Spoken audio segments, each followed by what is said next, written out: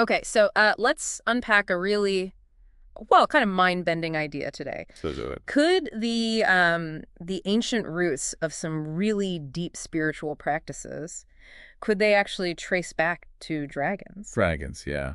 It sounds almost like fantasy, doesn't it? Right, like little Ricky and John from Dragon Tales, but the source we're looking at suggests these beings hold some very real ancient wisdom. It's a fascinating thought that, Taoism, Confucianism, yoga, Jainism, Buddhism, Yeah. their origins might lie with these ancient dragons in Tibet. It's definitely an unexpected place to start. But it could lead to some real aha moments, couldn't it? And this feels, well, especially relevant for you, our listener, right now. I know you're deep into that 16-week course on the 6 Yogas of Naropa with Lama Glenn Mullen. The timing. Yeah, it's kind of a perfect synchronicity, this deep dive landing right alongside your studies. It makes you think, like that meeting you had back in '74. Mahatma Rajeshwar, Bill Patterson. Right, and the Milarepa book. Exactly. It makes you wonder about these connections, how wisdom flows. It certainly does. And, what seems like coincidence might be, well, something more. So our main source here is this wisdom from a dragon named Zoran. That's right. Zoran recounts his incredible journey millennia spent in Tibet, reaching enlightenment, interacting with early humans. It's a huge perspective shift. A dragon's perspective on enlightenment. Okay. Yeah, it gives us a unique lens, doesn't it? So our mission then for this deep dive is to really dig into Zoran's story. Pull out those key insights, especially how they connect to things like the 6 Yogas of Naropa. We're looking for those core understandings, the things that really illuminate what you're studying right now, practical stuff. Okay, let's start with the dragons themselves. Their sense of time, it's almost unimaginable. Zoran describes it as, 5 to 10,000 years feeling like just a breath, a single breath. Wow, that completely reframes, well, everything. It suggests an understanding way beyond our usual human scale. And importantly, when they first got to Tibet, they weren't these, like, instant sages. Not at all. Zoran says their minds were initially wild and untamed, and he specifically compares that to the human condition. That's surprisingly grounding. That even these ancient beings started in a similar place, mental turbulence. Exactly. And their environment played a role. These vast caves in Tibet, flying alone at night. Zoran mentions that solitude, that stillness was part of their early path. Seeking something in the quiet. Perhaps, and then meditation. It wasn't some ancient draconic tradition they already had. No, Zoran calls it a happenstance discovery. Like they just noticed the power in their own breath while resting. Just noticed it, and then... And then they practiced consistently for 5,000 years. 5,000 years. The dedication is just staggering. And that immense practice led to this transformation, enlightenment. Right. Zoran talks about achieving this unified consciousness, still individuals, but recognizing they were part of everything. That universal unity. It's that balance. Yeah. Individuality and oneness. It's a theme you see everywhere in these teachings. It really is. Which brings us to how these teachings started spreading. The encounter with Tibetan children. And the founding of Shambhala, this hidden learning place. Yeah, it's quite an image. These ancient, enlightened beings deciding to share what they'd learned. Especially after, Zoran mentions, there had been conflict with humans before. Why teach them? Well, Zoran explains it as a major shift in their own energy. A deep realization about love and kindness, how powerful they are for overcoming negativity. It suggests a real evolution in their own understanding. So it wasn't just about knowledge, but about this energetic shift. Precisely. And the core message Zoran emphasizes is that enlightenment isn't just some abstract idea. It's practical, achievable, through teachings you can actually use. Which fits perfectly with yoga, doesn't it? The practical application. Absolutely.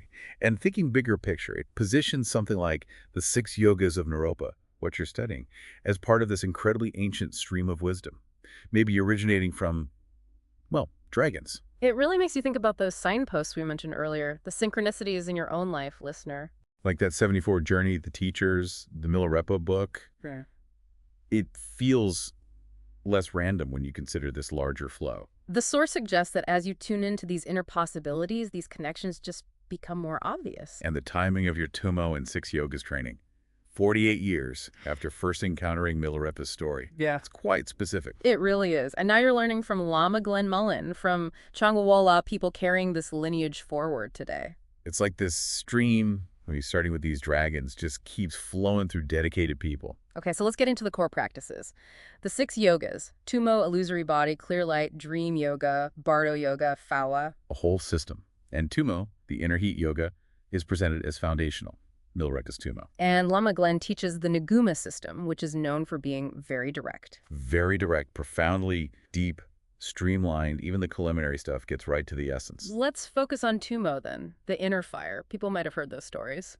Oh yeah, the monks in the Himalayas drying wet sheets on their bodies in the freezing cold.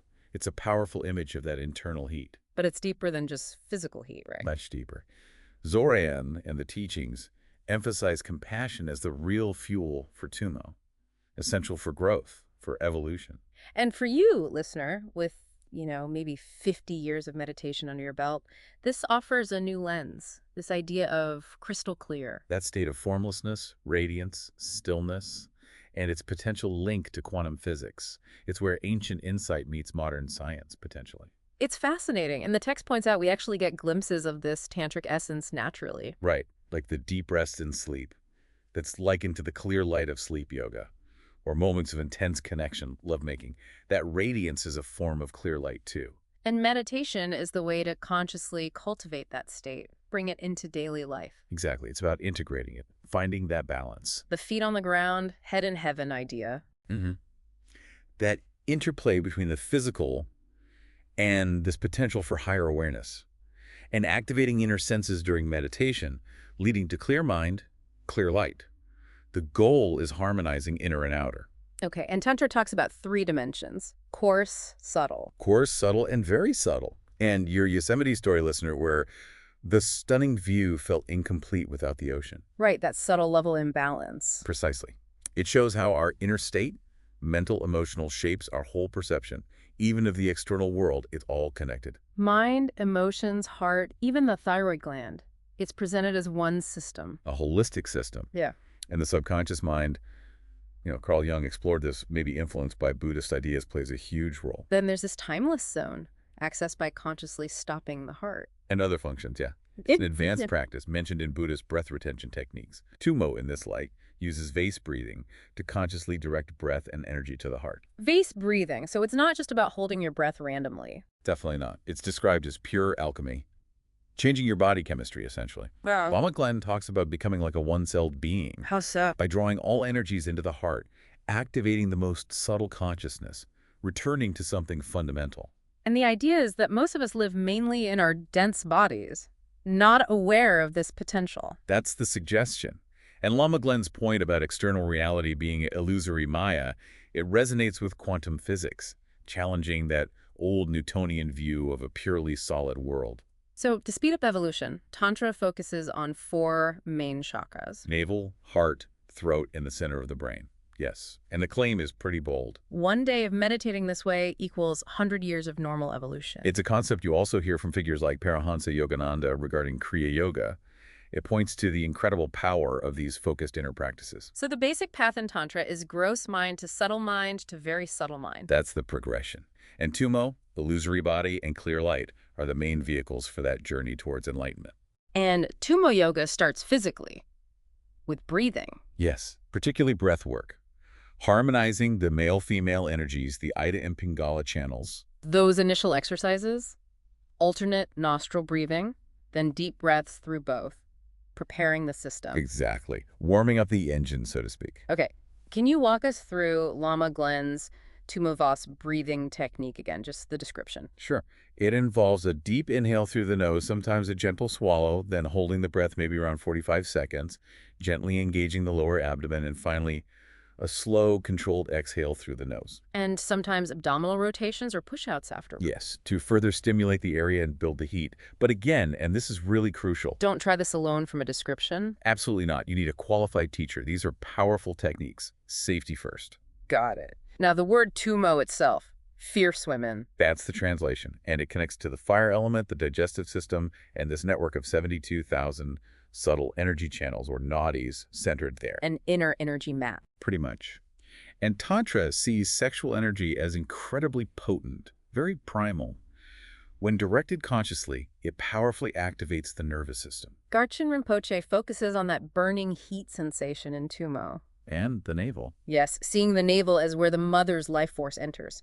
There's this interplay, too, between white essence father, aversion, bones, and red essence mother, desire, blood, flesh. And the meditation involves visualizing Vajravarahi as a blazing line. That's one practice, yeah. A vivid symbol of that inner fire. The core idea is uniting breath and mind at the navel during vase breathing.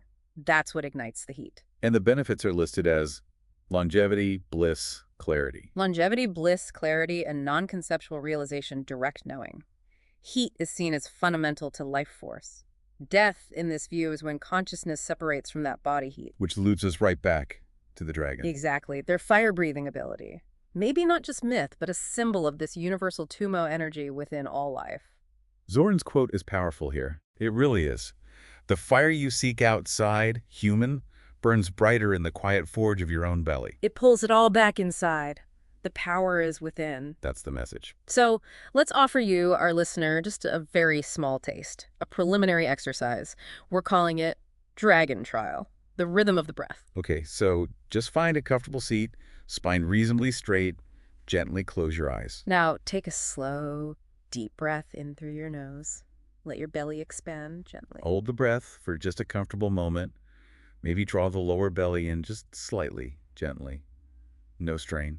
Then exhale slowly, completely through your nose. Just repeat that cycle a few times, feeling the rhythm, noticing the breath, the feeling of life force it carries. Remember, this is just preliminary, an awareness exercise. Real Tamo practice absolutely needs expert guidance. Definitely.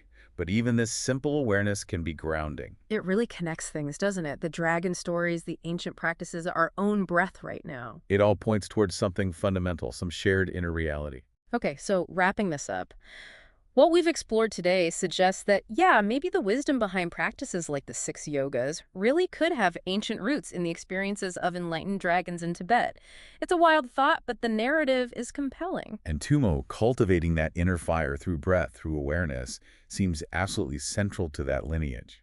Foundational. And your journey, listener, engaging with these practices now, you're part of this incredibly long line of inner exploration. And for you, our dedicated learner, we really hope this deep dive gave you some useful context, maybe a few of those aha moments for your studies. Definitely. And maybe a final thought to leave you with. Go for it. If mastering this inner energy like Tumo hints at, like the dragons supposedly achieved, if that represents a real potential within all of us, just waiting. Waiting to be awakened. Yeah. How might truly understanding that inner fire, that potential, change how you see yourself, your capabilities, even reality itself? It's a deep question, something profound to carry with you.